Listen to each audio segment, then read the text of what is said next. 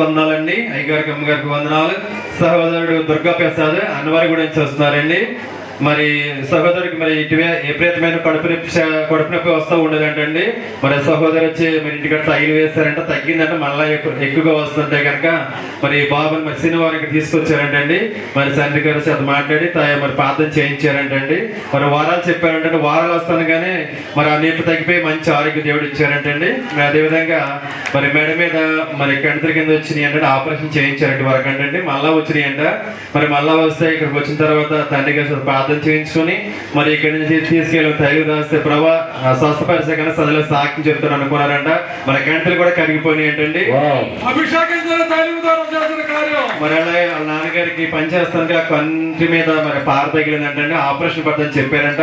మరి ఇక్కడ తీసుకెళ్ళిన తైలం ప్రభా మేమైతే ఆపరేషన్ చేయించలేము అని ఇక్కడ తీసుకెళ్ళిన తైలం రాసి ప్రార్థన చేసుకున్న తగ్గితే కనుక నీ సదలో సాక్షి చెప్తాను అనుకున్నారంట.